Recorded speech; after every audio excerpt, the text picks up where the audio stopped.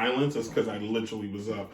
So, for those of you watching on Instagram and Facebook, myself and Jimmy Butler, we have a new look. If you're listening on the podcast, you obviously can't see the look. I suggest you go over to TikTok, Instagram, or YouTube later this week and see the clips. Me and Jimmy Butler, we got a new hairstyle, if you will. This hairstyle's so absurd, I can't even put my headphones on, I think. I'm going to try.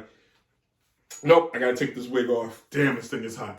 So, Jimmy Butler showed up to preseason with like a emo look, and I went with the emo look for like 30 seconds in the sunglasses. I was wondering why it was dark in here.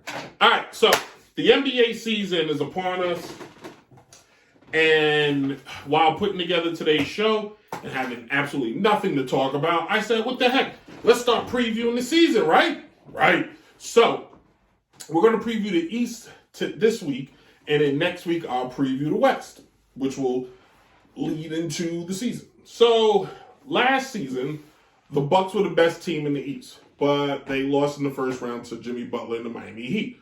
Bam was hurt. Not Bam. Giannis Antetokounmpo was hurt. Boston kind of crapped out, and Miami found themselves in the NBA Finals. They would lose. This year, in the offseason, Dame Lillard said, I want to go to Miami because it's sunny and nice. And I think Shaq agrees. And this year, he didn't go there. He was actually traded to the Milwaukee Bucks, where they would trade Drew Holiday, which Drew Holiday said there's no chance in hell I'm playing in Portland. So he was traded to the Boston Celtics. Crazy, right? So Boston lost Marcus Smart, which everybody's like, I can't believe they lost Marcus Smart. This is a bad move. Here's my thing. There are good players. There are great players, and there are great role players. Marcus Smart was a great role player. But you didn't win a championship with him. So, like, on to the next one. You didn't lose Jaylen Brown. Boston gave him more money. You didn't lose Jason Tatum. He's still there. So you got what you need. You need them two to make it work. Adding Drew Holiday literally changes the landscape of the East. Before that trade, I did a whole show on Dame Lillard getting traded. To which I said Dame Lillard going to the Bucks makes the Bucks clear favorite for the championship, in my opinion. I think the Bucks can beat Denver if Denver goes back, because I think Giannis is a lot more athletic than the Joker. He's way more athletic than him, than Nokovic. He's way more athletic, way more gifted. Jokovic can pass and all that, but Giannis can guard him. Like, if he needed to, he'll guard him and shut him down, in my opinion. And shut down in the NBA means the guy still gets like 25, but he's not going to be as dominating as he was against the Miami Heat. In the East, there are different tiers, in my opinion. So we're going to do the first ever Downright Sports tier system. There are the top of the conference, Boston and Milwaukee. Nobody else stands up there with them. Then there's what I call the next tier down, the guys who may have a chance. The Cleveland Cavaliers, in my opinion, and I'm going to shock everybody, if they stay healthy, guys don't go to the nightclubs, guys don't fall in love with strippers. All right, fall in love with a stripper, but still show up to work. Guys do, like they play at the level that they played last year, but they turn it up a notch. The New York Knicks. Why? Well, for the first time in a long time, the Knicks are bringing back most of their players. For the first, except for Toppin. They let Toppin go, right? Didn't they trade Toppin?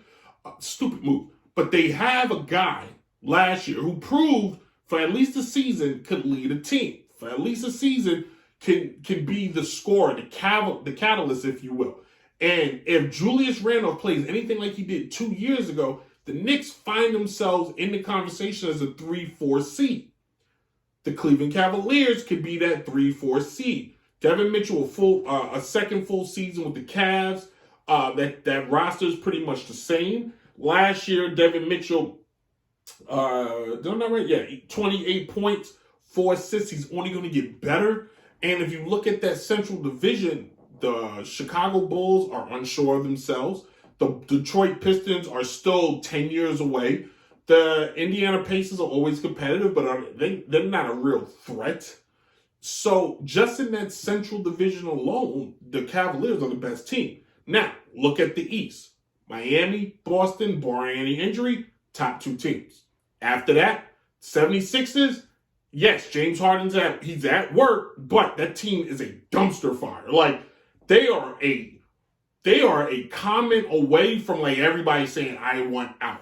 Now, if James Harden shows up to play, and Embiid is playing, then the team could probably be competitive, and they're clearly in that top 5 spot. But they got a new head coach. They have conflict after conflict after conflict. And what of it if that team ends up 1, 2, 3, or 4, if ultimately they're going to trade James Harden, because clearly winning championships don't matter to James Harden. I'm carving out 10 minutes for him. Trust me when I tell you.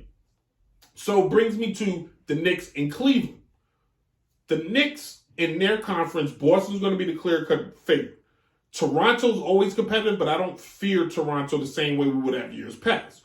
Brooklyn's in a rebuild. And that's it, right? Knicks, Brooklyn, Nets. Yeah. So the Knicks is the second best team in the Atlantic. So if they play anywhere close to what they did last year, which another year together should make it work, I can see the Knicks at that 3 seed. Shaf agrees. I can see the Knicks in that 3 seed. I can see the Knicks in that 4 seed because it's still the Knicks. Like, I'm holding out hope. If they're the number 1 seed, this cross will mean a lot right then and there. But then after that, who's the 4? Who's the 5? Well, that brings me to the others, okay? Some teams are just stuck in limbo. Miami Heat, stuck in limbo. The Atlanta Hawks, stuck in limbo. But then you have, what if? The Magic now have drafted every talent known to man. They don't draft positions anymore. They just draft talent. So a couple of these guys have been on the team 3 to 5 years, okay? They're 1, 2, 3, 4, 5. They got at least an average of 5 years on that team. If Polo Banchero improves. Last year, 20 points, 7 rebounds. If Markelle Fultz gets even better, 14.6 assists, even if he manages that's good enough if they play enough defense to make some noise. I know last year was like, oh my God, but the East was way better last year. This year, there's so many teams that's either in a rebuild or in limbo. This year's Magic could be last year's OKC, or the Kings is too much to ask, but they could be last year's OKC. Another team we probably should watch out for is the Washington Wizards. Why? Because they put Poe out there, and him with his swollen jaw and everything, now leaving Golden State, getting his own team, and we've seen what good guards can do with the Washington Wizards. Maybe he takes the Wizards and makes a little noise. He's going to want to make a statement, okay? While in Golden State, in his mind, he was the heir apparent to Steph Curry. Well, Steph said he ain't retiring no time soon, and Draymond Green said, I got something else to say about that. So now you find a situation where you have Jordan Poole, Kyle Kuzma, and they're on what I like to call, I need to make a statement. Kyle Kuzma was drummed out of LA. Jordan Poole just sent out of Golden State.